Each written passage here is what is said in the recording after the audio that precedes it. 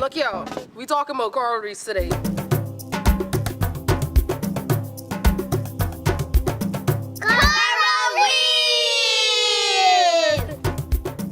At Friends of the Environment, we think it's important for everyone to better understand reef ecosystems because they are so critical to our Abaco lifestyle. So let's hear from the next generation of Abaconians. Out with the old, in with the new. What you mean old? The old attitude, babe. Coral reefs ain't just the seafood section of the food store. And with the new! The new attitude is that we need to love and protect these reefs. If we take care of them, they'll take care of us. And they're beautiful too, babe.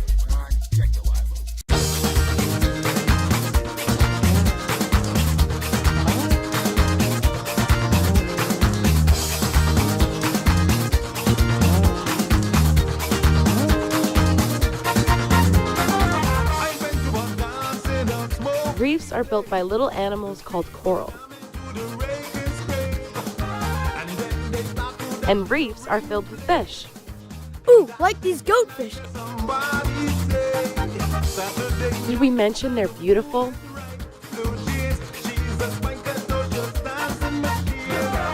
I've been to Hawaii, I've been to other countries, and snorkel in those countries. And let me tell you something, there's nothing like the Bahamas.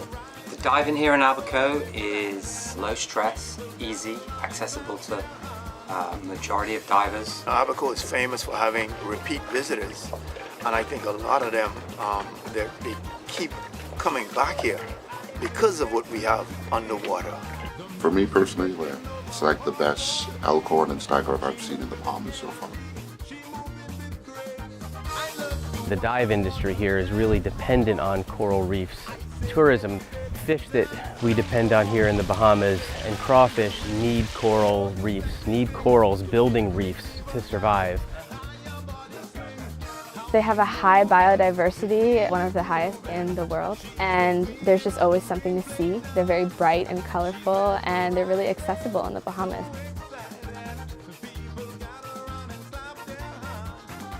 Coral reefs are providing these ecosystem services that are valued at billions of dollars for the Bahamas alone.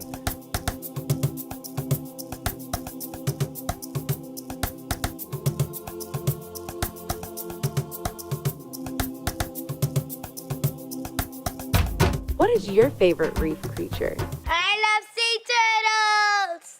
I love sea turtles!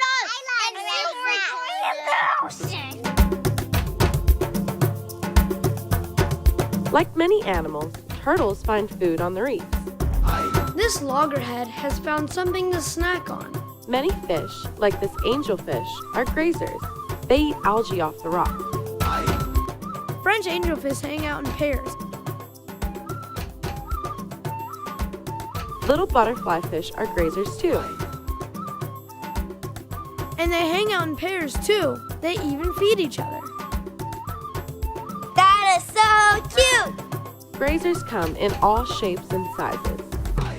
That's weird. It is weird. It's a filefish. This filefish is actually an omnivore. That means it eats lots of things, plants and animals. But grazing algae off the reef is a big part of its diet too. School blue tangs. This is a big school of grazers, and they do a great job of keeping the reef clean and healthy for all the corals to grow. I like firefish.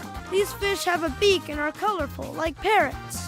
Parrotfish love to eat algae off the rock, giving corals more room to grow. Sometimes they accidentally pick up pieces of rock and even coral. They can't digest that, so... But that makes sand. Guess where it ends up? So you trying to tell me when tourists go to the beach, they stepping in? Stepping on powerfish poop. I like, grouper. Can you imagine the Bahamas without Nassau grouper? Believe it or not, Nassau grouper are actually predators. They hunt for grazers on the reef. And we like to eat groupers. We like to eat jacks, too. Jacks mostly feed in the open water, but they also hunt on reefs. They eat grazers that are smaller than what those big groupers eat. Over millions of years, the balance between predators and prey has evolved in harmony. I like Barry. Looks like that barracuda's hungry for yellowtail snapper. Poor snappers, everyone eats them. I like snappers. I like snapper. I like Mine's a shark! Sharks feed on smaller predators like groupers. If there are no sharks, there will be too many smaller predators, and then they will eat too many grazers. Without grazers, the algae would overtake and smother the corals. Then the entire reef ecosystem would die. I was on a dock and I saw a shark under it. And were you scared? That's right, we don't need to be afraid of sharks, even tiger sharks. They come to reefs to hunt for their prey. But this turtle better watch out because tiger sharks eat them. Fortunately, there's a lot of places to hide on the reef. This turtle's even grabbing a snack while it's waiting for the shark to go by. Even Nassau grouper, top dogs of the reef, have to find places to hide from sharks and other predators. The reef gives fish lots of hiding spots. But some predators use the actual reef to sneak up on prey. For example, this trumpet fish looks just like soft coral. Tiny fish might not see him until it's too late. It's ready for an ambush. Corals are the builders of the reef. They keep building up and out, making these amazing structures. They give fish places to live and hide, and they keep the water healthy by recycling all the nutrients. And corals are actually animals, not plants. Say what? That's right. We have many different types of corals. Here are some examples. Elkhorn. Elkhorn. Staghorn.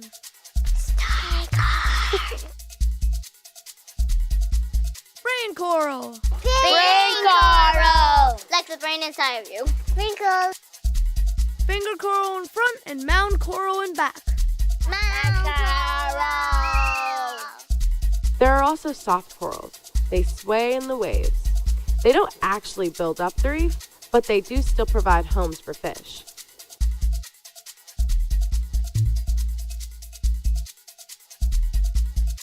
Reef ecosystems give us many things: fishing, protection, and biodiversity. Fishing is good for the economy. I like fishing too.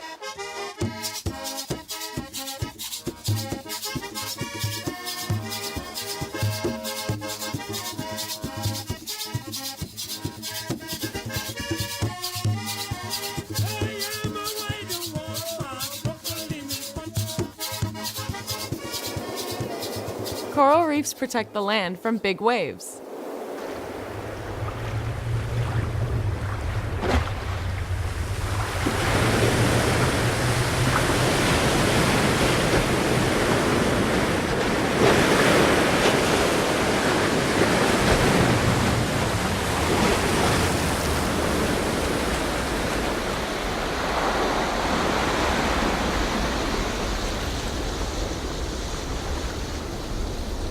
They do a lot for us in our economy, especially in the Bahamas. So, a lot of people who come to the Bahamas come for our waters, and coral reefs are a huge part of that. So snorkel trips and dive trips.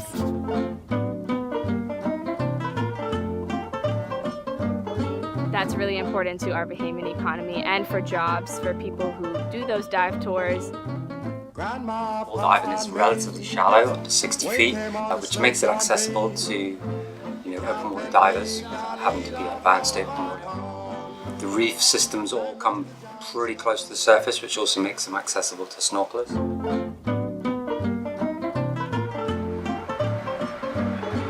Bought me a brand new pants. I started to go to a dance. Too much sat down my pants. Welcome to the Foul Key National Park. No spearfishing, no standing on the coral, picking the coral, snapping bits of coral off, carry it home because it looks pretty. Nothing comes back to the boat that's alive except for you guys. And David's going to finish off the briefing. The name of this site is called Please love you alone. We're going to sail on.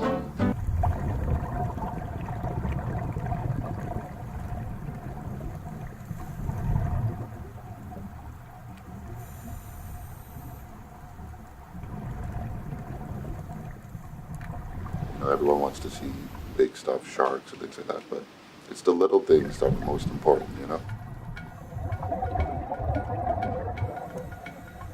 A lot of the reef systems are really nice if they're not in decline. Basically all the reef topography, it's still pretty nice compared to a lot of places in the world.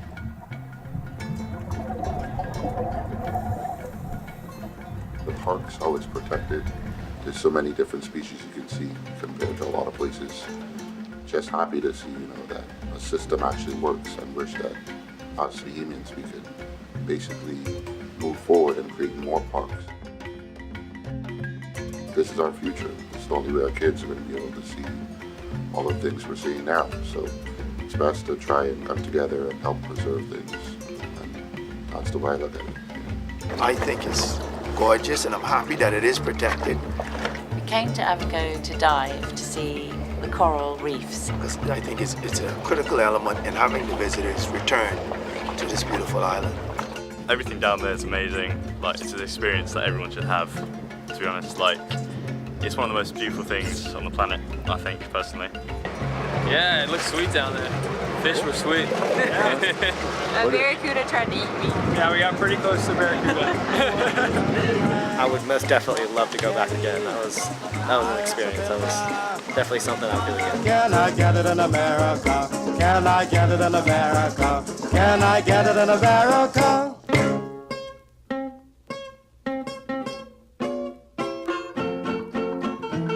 We're so lucky to still have examples of healthy coral reefs here in Abaco.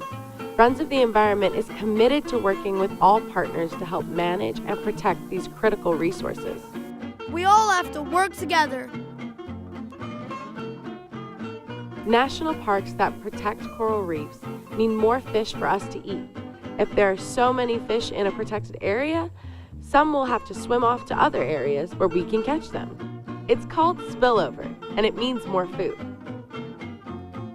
Biodiversity on reefs makes divers want to come back.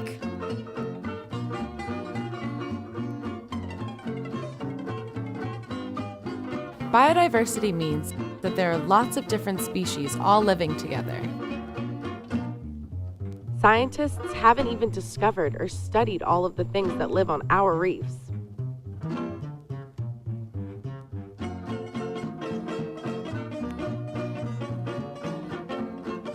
Speaking of scientists, Friends of the Environment is collaborating with scientists who help grow coral.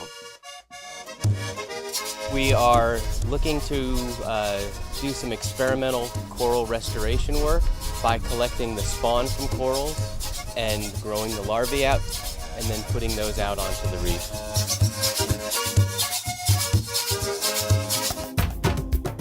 The first step is to collect coral spawn. Coral spawn are tiny little coral eggs that drift in the water until they become fertilized and find a place to grow. Corals usually release their spawn at night, around the time of the full moon of August and September. So that's when the scientists go collecting. At night, you still see lots of creatures on the reef.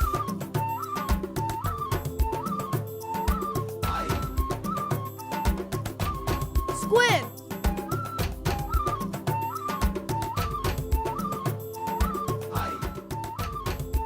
Once they've collected the coral spawn, scientists fertilize them in a lab and they become coral larvae.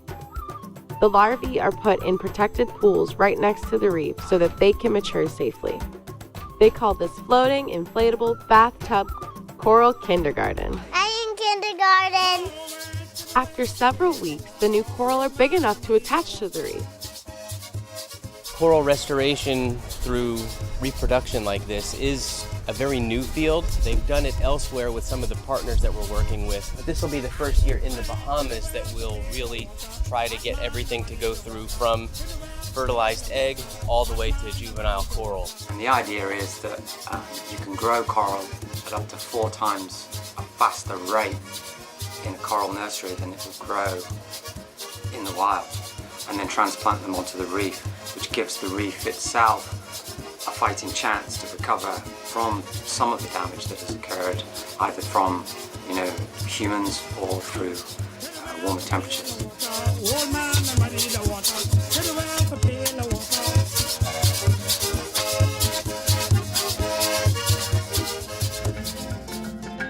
Another coral restoration project collects pieces of broken staghorn coral to hang them underwater from these tree nurseries.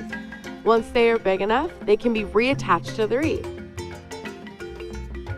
But why staghorn coral? Well, it turns out that staghorn coral is one of the fastest growing and most important reef building corals. But it is also one of the most endangered in the Bahamas. Populations have been wiped out by disease, pollution, and high ocean temperatures. They haven't been able to rebound on their own, so we're giving them a helping hand.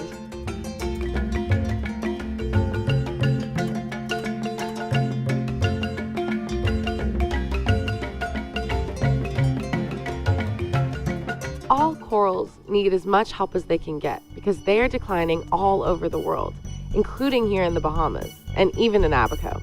We've had a very sharp decline in corals on reefs. Throughout the Bahamas, corals are only making up about 10% to 12% of what is actually on the seafloor in areas that used to be 30, 40, 50% corals possibly. So corals are in decline. Coral reefs become stressed from ocean temperatures rising, which can cause them to expel the algae that lives inside of them. This algae is called zooxanthellae and provide corals with their beautiful color and its major source of food. Without it, the coral will lose its color and turn white. This is called coral bleaching and can lead to coral death. Overfishing is upsetting the balance of all the species of fish and corals. If the whole thing crashes, we will lose our reefs and have less fish to eat. Reefs are also damaged by anchors, pollution, chemicals from sunblock, and even people just touching them. We all need to work together to save the reef. Out with the old and in with the new. We're the future scientists! We're all getting involved. So during Friends Camp, we helped the scientists build new coral tree nurseries. Craig Dahlgren taught us how to build coral tree nurseries, and that was really cool to see the kids doing the work themselves. So they were building the PVC pipes together and cutting it and, basically making a template for a coral reef nursery with Craig, which is pretty awesome. Yeah, they are. And then 90-degree angle to it. Oh. Is that a Sharpie? I have one. That was really cool to see the kids doing the work themselves outside of our office. Out with the old and in with the new. Here are things we all can do to help reefs survive. Reduce use of single-use plastics such as bottled water and use a reusable water bottle. Conserve water. Using less water every day means less wastewater and runoff getting into our oceans, which can help the coral reefs. Use less energy. The more energy we use, the more fossil fuels we burn, which contributes to climate change. Turn off lights and unplug plugs that aren't being used. Don't touch the coral. Do not touch corals. keep fins, gear, and hands away from the coral, as contact will damage the coral. But remember, take pictures and leave only bubbles. Make sure to check the active ingredients list on your sunblock. Make sure it doesn't have oxybenzone, which is a chemical that can be harmful to the corals. Zinc oxide is the best sunblock and it does not harm the reef. Don't anchor on the reef because it destroys the coral. If there's moorings available, use them.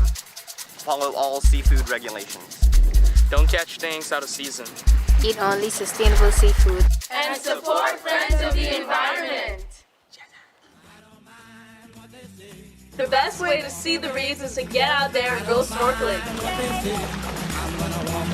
I'm bringing my life jacket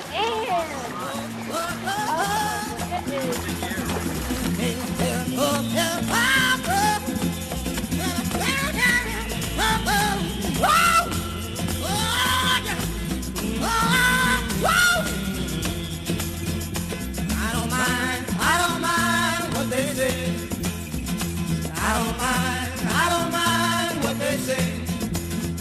I don't mind what they say. I'm gonna walk away. I don't mind what they say. I'm gonna walk away. Green, green tree, green, green tree.